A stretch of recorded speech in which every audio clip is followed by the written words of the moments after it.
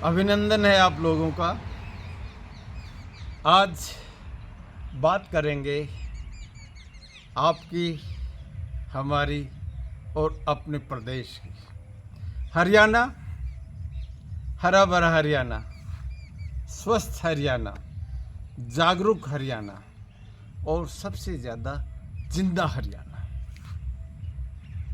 हरियाणा के बारे में सुनते ही दो बातें कहीं पर भी चले जाओ कि समृद्ध होगा, स्वस्थ होगा और सबसे अच्छी बात मददगार होगा। पिछले कुछ वर्षों में जो चीज़ें हरियाणा में नई आई हैं उनके बारे में बात करेंगे। और सबसे पहले इस दशक में हरियाणा में इंफ्रास्ट्रक्चर में जो काम हुआ है, एक्सप्रेस हाईवे बनी है, सबसे बड़ी तो कोटपुतली से चंडीगढ़ नारनौल होते हुए मेरे शहर को छूती हुई, रेवाड़ी से निकल के जो नारनौल आया राजस्थान को जाएगी। अभी थोड़ी सी इसमें मामूली सी कमी रह गई है। आप ये देखिए, जहाँ 10 घंटे लगते थे वो काम 4 घंटे में हो गया।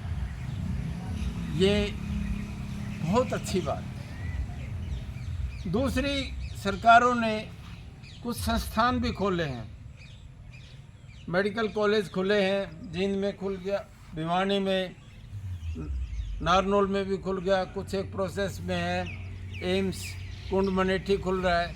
अच्छी बात। एक और अच्छी बात हुई और वो ये है पीसफुल हरियाणा। लगभग जिसको कहेंगे प्रोग्रेस, ग्रेजुअल एंड पीसफुल, ये भी बहुत अच्छी बात। मैं आप लोगों को जो दूसरी बातें हैं उनके बारे में बताना चाहूँगा।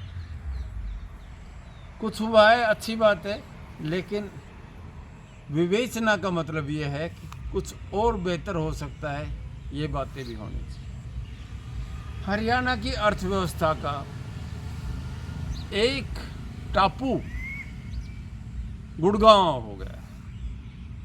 हरियाणा की इकोनॉमी का 70% लगभग गुड़गांव से आता है रेवेन्यू से, और उसका बड़ा हिस्सा प्रॉपर्टी की रजिस्ट्रेशन से और एक्साइज से आता है, कॉरपोरेट से भी पैसा। अब आप ये देखिए,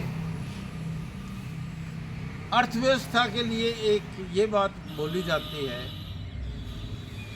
कि इसके बहुत सारे पोल्स होने चाहिए, डाइवर्सिफाई होनी चाहिए, यानी फैलाव होना चाहिए। दूसरी जगह पर भी इसी तरह का विकास होना चाहिए। इसको कहते हैं लॉपसाइडेड डेवलपमेंट, कि एनसीआर के गुड़गांव फरीदाबाद वाली जो पूरी बेल्ट है, यहीं पर सब कुछ नहीं रह जाना चाहिए। एक बात और, शिक्षण संस्थाओं का भी यही हो गया। जैसे सोनीपत में कंसंट्रेशन यूनिवर्सिटीज की बहुत हो गई है, टेक्निकल यूनिवर्सिटी भी वहाँ है, अशोक का ओ एक तो हब बना रखा है, रोहतक में भी 3 यूनिवर्सिटी हो गई, यानी स्टेट फंडेड, हिसार में भी। लेकिन बार बार ये कहता हूँ, सारे हरियाणा में बराबर हो। नारनौल में अभी तक विश्वविद्यालय नहीं दिया, ये अच्छी बात नहीं। हरियाणा में एक आईआईटी आनी है केंद्र सरकार से, वो नारनौल में अगर आती है तो खुशी होगी। ये है, सारा का सारा एक क्षेत्र में नहीं, फैलाव हो जाना चाहिए। शिक्षा से जुड़ी हुई एक बहुत बड़ी बुराई है, सबको पता है, बाद में छूट जाती है चीज़ें, इसलिए यही बता देता हूँ। हरियाणा में नकल बहुत बुरी तरह से होती है, पेपर लीक्स बार बार होते हैं। ये पब्लिक डोमेन है, ये बात मैं नहीं कह रहा हूँ। इसको अगर कर्व नहीं करते हो तो कितनी संस्थाएं खोल लो, अच्छे रिजल्ट्स नहीं आते, कौशल नहीं विकसित होता।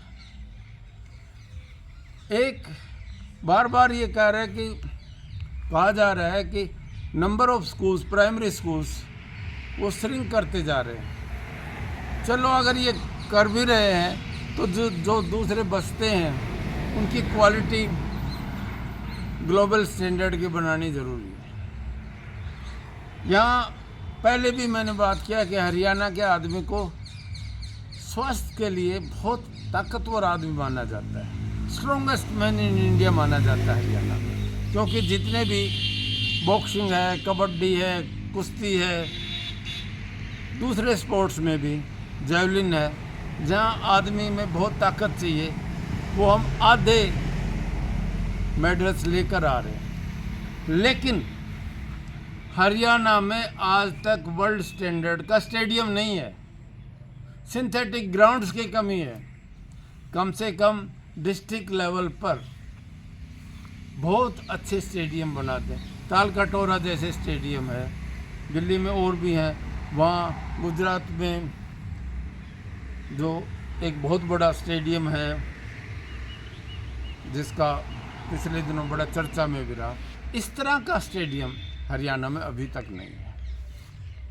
यहाँ है तो एजुकेशन पॉलिसी के साथ, लेकिन फिर भी मैं, क्योंकि कंकरेंट लिस्ट में होती है स्टेट और सेंटर का, जितने भी हमारे +2 के स्कूल्स हैं उनके साथ वोकेशनल ट्रेनिंग, ख़ास तौर से ITI +2 में ही अगर खोल दें, ये पता नहीं क्या न्यू एजुकेशन पॉलिसी है। फैला तो इतना दिया है, बातें जगलरी ऑफ वर्ड्स भी है। JBT, nursing, radiology, chartered accountancy, computer के साथ जुड़े हुए कोर्सेज, क्लाउड, आर्टिफिशियल इंटेलिजेंस, ये स्कूल लेवल पे बहुत अच्छी लेबोरेटरी हो जानी चाहिए और वहीं पर बच्चों को ट्रेन करके वहीं से जॉब देना शुरू करें।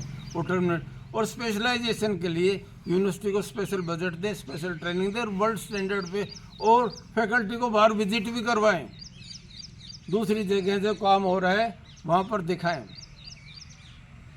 एक बड़ी बात जो ड्यूटी ऑफ द स्टेट में कहीं सक्सेस है, कम से कम ये हुआ है कि पहले से चीज़ें थोड़ी सी ठीक हुई हैं कि बच्चों को अपॉइंटमेंट मिलते जा रहे हैं, ये बहुत अच्छी बात है। लेकिन और बहुत कुछ करने की ज़रूरत है। सिर्फ और सिर्फ गवर्नमेंट के ऊपर ही निर्भर ना रहें, कॉरपोरेट की जिम्मेवारी भी और एफिशिएंसी उनको चाहिए। तो हमारा क्वालिटी अगर मैन है तो उसको जॉब मिलनी चाहिए। हरियाणा में अभी तक कहीं पर भी एक बहुत ही अच्छा IT पार्क नहीं है, जिसको इंफॉर्मेशन टेक्नोलॉजी का पार्क एक जगह करें, जैसे हैदराबाद में, बेंगलुरु में, पुणे में, चेन्नई में यहाँ पर विकसित होता जा रहा है। ऐसी बात नहीं है। और पता नहीं क्या बात है, एक मुद्दा और भी मैं बताता हूँ। हरियाणा विकास प्राधिकरण थी पहले, हरियाणा अर्बन डेवलपमेंट अथॉरिटी के नाम से अब विकास प्राधिकरण कर दिया। सेक्टर्स डेवलप होते थे और जिसका प्लॉट सेक्टर में आ जाता था, ये समझो उनके घर से गुर्बत चली जाती थी।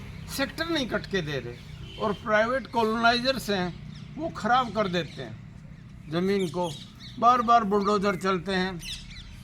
ये प्राधिकरण को नई ज़मीन एक्वायर करके और हर डिस्ट्रिक्ट लेवल पे नए सेक्टर्स विकसित करने चाहिए और नई टाउनशिप भी विकसित करनी चाहिए। यहाँ एक और भी बात कहना चाहूँगा, अच्छे अगर मार्केट, साफ सुथरे पार्क और मार्केट बनाते हो मॉल्स की तरह चमचमात, एक दिमाग खुलता है, विकास का विचार आता है, गुड लिविंग की आदत पड़ती है, क्लीन हैबिट्स की आदत पड़ती है। हरियाणा सरकार, दिल्ली सरकार, राजस्थान सरकार का एक इकट्ठा काम है, वो है regional rapid rail transport, RRTS जिसको कहें। अनाउंस किया हुआ है कि दिल्ली के बस स्टैंड से धौला कुआ होते हुए गुड़गांव होता हुआ, रेवाड़ी होता हुआ, बावल, नीमराना, अलवर तक RRTS लगभग 7-8 साल हुए अनाउंस किए हुए, काम कुछ भी नहीं हो रहा है। उस पर ध्यान देने की ज़रूरत है। और दूसरा जो ये दिल्ली बॉम्बे रेवाड़ी से नारनौल होते बॉम्बे जो ट्रेन जाता है, इसका डबल का ट्रैक, थोड़ा सा टुकड़ा है रेवाड़ी से फुलेरा, ये स्पीडली अगर बना दें, समय पे चीज़ें हो जाएं तो एफिशिएंसी बढ़ती है। एक उदाहरण देना चाहता हूँ। एम्स मनेठी लगभग 10 साल पहले प्राइम मिनिस्टर की अनाउंसमेंट थी, अभी बन रही है बड़ी मुश्किल से, चुनाव हो गया तो क्लियर हुई है, अब बनने लग रही, चलो बनने लग रही है, लेकिन स्पीडली कितने दिन। यहाँ पर दूसरा जो मेडिकल कॉलेज है उनको 7-8 साल हो गए, अभी तक एडमिशन शुरू नहीं किए। और चीज़ों में, और अगर मेडिकल कॉलेज बनाते हो तो उसके साथ एक टाउनशिप भी बसाओ। अगर टाउनशिप नहीं बसाओगे तो वहाँ पर एम्प्लॉयज़ को ठहरना दिक्कत हो जाती है। इंस्टीट्यूशन अपने आप में एक शहर होता है, तो उसके साथ एक सेक्टर भी विकसित होना चाहिए, अच्छे स्कूल्स भी शुरू होने चाहिए, और दूसरी सुविधाएं वो भी ज़रूरी। यहाँ मैं हमारे नागरिक जितने हैं उनसे एक बड़ी उनसे गुजारिश है, उनसे एक प्रार्थना है कि शहरों को गंदा ना करें। हर शहर के बीचों बीच एक नाला होता है।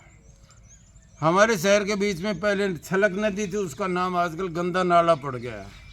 उस पे 10 साल से काम हो रहा है, पता नहीं क्या हो रहा है, कभी इधर से कभी उधर से। और उस नाले के साथ रेवाड़ी में भी यही हाल है, गुड़गांव में भी यही हाल है। ड्रेनेज अगर ठीक नहीं है, ड्रेनेज, तो क्या होगा, दिक्कतें आएंगी और लोगों की आदत भी गड़बड़ है। एनक्रोचमेंट ना करें। एक बड़ा संदेश और है, घग्गर नदी में जो ऊपर से बहती है उसमें बाढ़ आया हुआ था, यमुना नदी का पानी उछल गया था। इस पानी को आज के ज़माने में लिफ्ट इरिगेशन से कितना सा पैसा लगता है, जवाहरलाल नेहरू कैनाल पर पहले बनी हुई है, वहाँ तक लाने में लिफ्ट करके और सरप्लस वाटर को कम से कम मानसून का वो साउथ हरियाणा में डाल दें। और जैसे आपकी कुंडली पलवल मानेसर सड़क बनी है, इसके साथ आप एक ग्रिड रेल भी बना रहे हो, इसी के साथ एक कैनाल भी बना दें। और जो सरप्लस वाटर है हमारा जहाँ का भी हरियाणा का, उस कैनाल के थ्रू साबी नदी में कृष्णावती, कशावती जिसको नदी कहते हैं, और दोहन नदी जो महेंद्रगढ़, इनके बेसिन में डाल दें और रिचार्ज कर दें कुएं को।